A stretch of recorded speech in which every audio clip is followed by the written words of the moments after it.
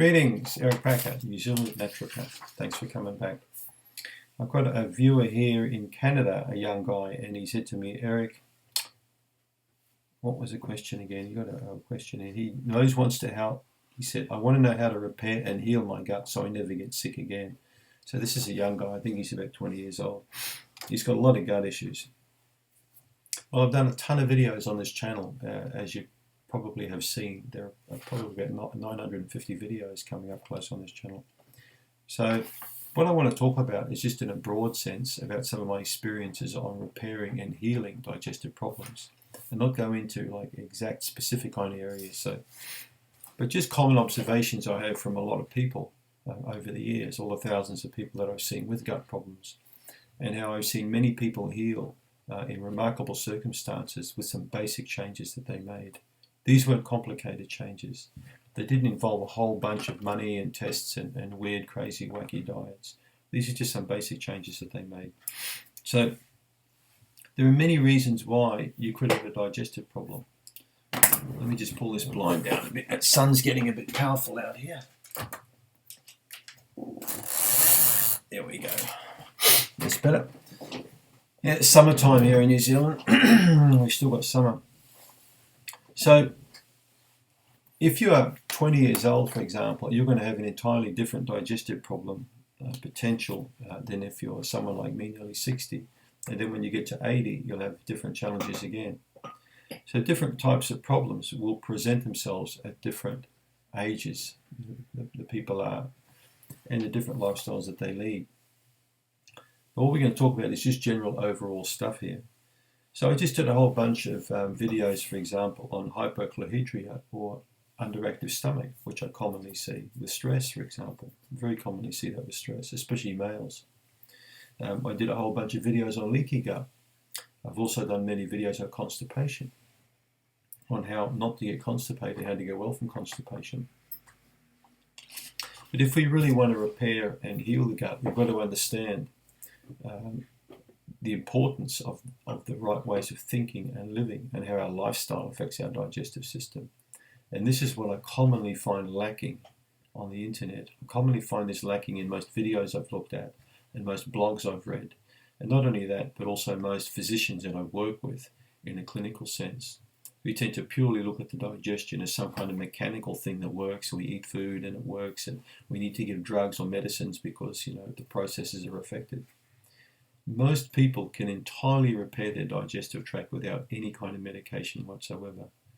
It's a beautiful system and it works extremely well, particularly if the mind is in a much more relaxed state when the digestive system processes are operating.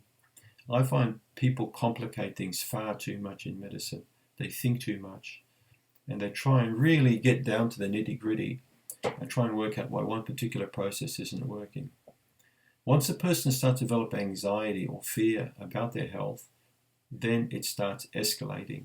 And this is when things really start to change. The person starts thinking about the problem. They start taking a drug every day that reinforces their belief they have got a problem.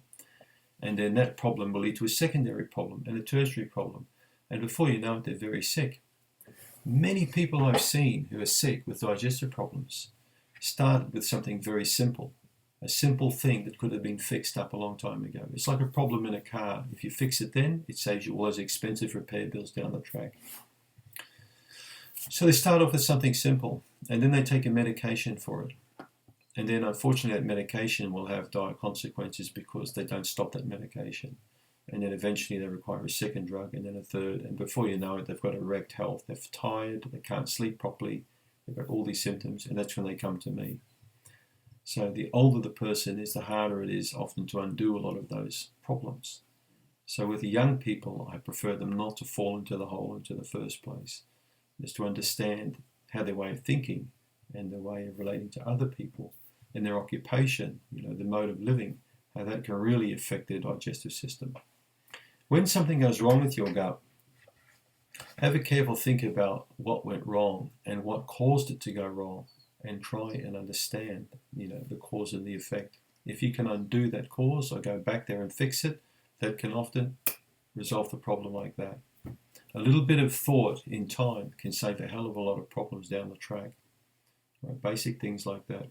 For example, if you've got heartburn, if you're a young guy, because when I was about, I think in my late 20s, I had bad heartburn, but it was my own stupid fault, because I remember at one stage when I was studying, I drove a truck and I ate crappy food in my first year of practice, in my first year of study. It was stupid. I was even drinking cold beer in the morning. I mean, it was really hot. I wasn't thinking. So, it's a dumb thing to do. And of course, I developed heartburn. And I thought, God, I'm an idiot. What am I doing this for? I used to live healthy. Now I've slipped. I've slipped down and I'm doing this stupid thing. So I stopped that and the heartburn went away. It's simple. If you can understand the reasons why things happen with an action that you performed, you're a smart person, because you saved yourself a lot of bother, a lot of misery. But unfortunately, a lot of people aren't like that. They'll keep performing the same thing, go to the doctor, who won't even question about the cause, give them the drug, and then that's the beginning of the misery.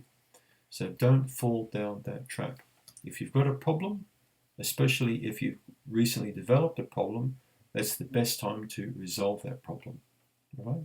So that's what I want you to think. That's, in my opinion, one of the first things you want to do to prevent getting digestive diseases. And that's how you're going to repair and heal the gut, is number one. So let's write that one down. Cause and effect, okay? So let's just say that's point number one. Think about those links between a recent problem and the outcome. So if that's number one, number two then will be, let's just say you've had a problem long term and you can't remember what all the causes are. Think about all the medications you're taking at this point. Are there any medications you could cut off? Are there any lifestyle changes you could make? You may be my age, like close to 60, and have like 5 different health problems that you've had for so long, you've had for 20 or 30 years. So then the first thing you're going to want to do is lead a more stress-free life and start taking things off your plate. Okay, if you're doing stuff that you don't really want to be doing, if you've got a job you don't really like, if you've got a relationship problem with somebody, you want to try and resolve it. So when people stay sick, it usually means there's something that allows it to keep going in perpetuity. So you need to make some changes in your lifestyle. Please think about that. Are you a happy person now? I don't think you'll be happy. There'll be something about your lifestyle that needs changing.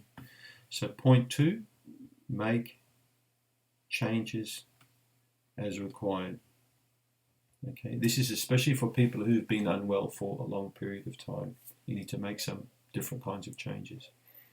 Think about the 2 or 3 big things in your life that could do with change. And maybe the most important change you need to make is the one up front. You're going to be surprised at how your health changes when you make a change in your life. All right? It could be a temporary flare-up, but then the digestive problem will get a little bit better. And you're thinking, what the hell's this guy on about? How can the way I think and my problems have any effect on my gut? Huge effect, because the way you're thinking with the primary brain is affecting the secondary brain, the gut. And in turn, when this is feeling crappy and sick, this is going to be affecting the primary brain. So it's a two-way street. Okay? You can make the change up here more quickly than you can make down here. So you need to make that change. With change comes change. The definition of insanity: doing the same stuff every day and expecting a different outcome. You got a job you don't like? Maybe you need to make some changes. You got a problem with a teenager or a mother-in-law or a neighbor? You need to make some changes.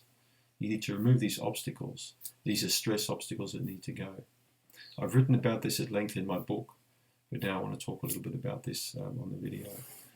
So think carefully, and I can guarantee you, if you're watching this and you've been sick a long time, there's some problem that needs resolving that's not food related, that's not related to your health, it's more related to your lifestyle, right? So that's the second point. Make changes as required.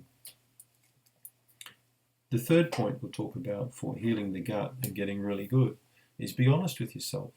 Are you drinking too much alcohol? Are you eating occasionally crappy food? Are you doing something but giving yourself messages that you're doing everything okay? Maybe you're not being perfectly honest with yourself. Maybe you're having a drink once a week and telling yourself that that's perfectly fine. Okay? Maybe you've got bad relationships with people, but tell yourself that that's perfectly fine to trash other people or to be mean to other people. You know? Mean to one particular person, but yet keep that from other people. Mean to your neighbor, but yet keep that from other people. Mean to yourself, but keep that from yourself. And that could mean trashing yourself emotionally, psychologically, or nutrition-wise, but yet thinking that everything is perfectly fine. So that's point number 3. Are you honest with yourself?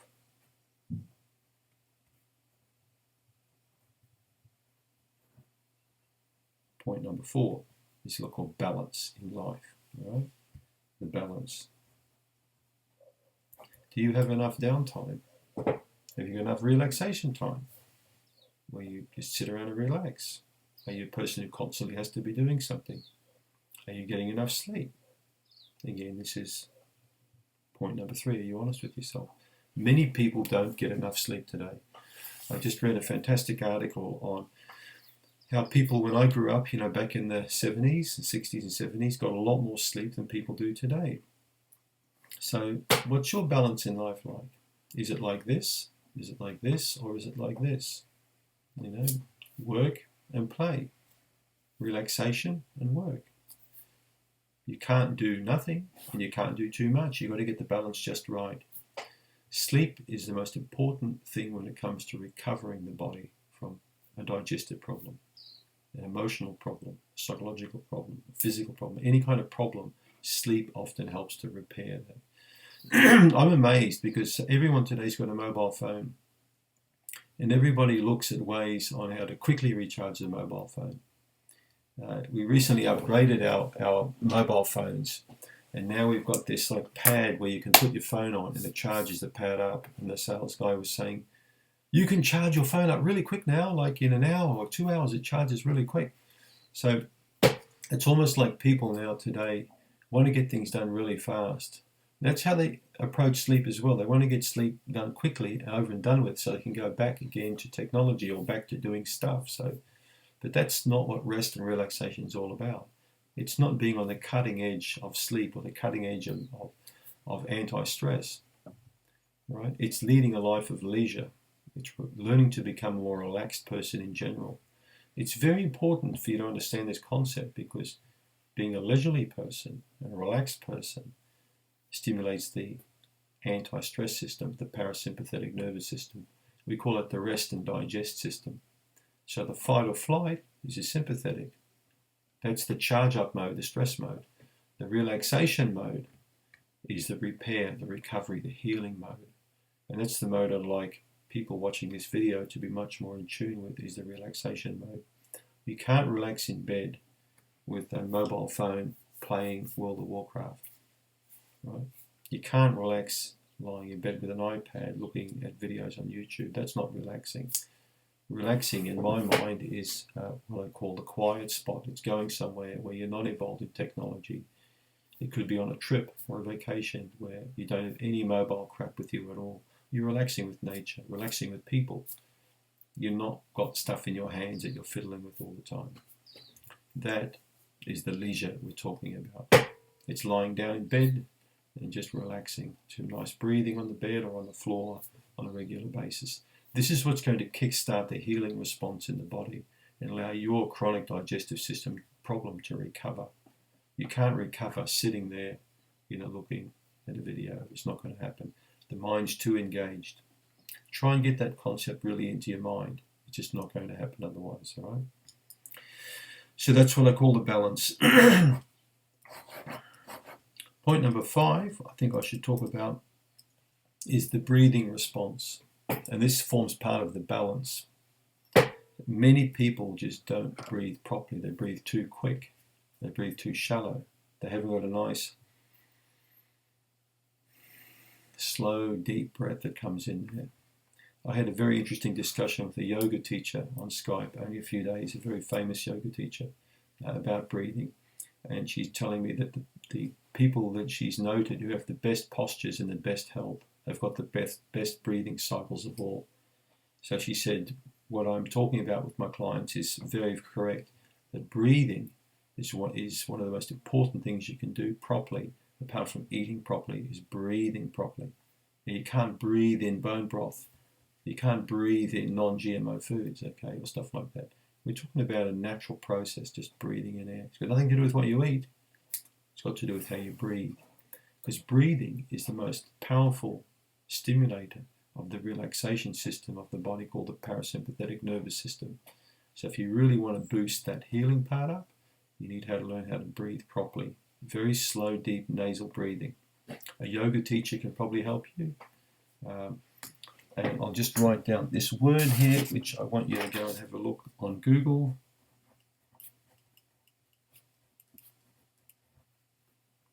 It's called Buteyko. Buteyko. So Professor Konstantin Buteyko is a very well-known Russian professor who taught this particular method of breathing. It's very famous in many countries around the world.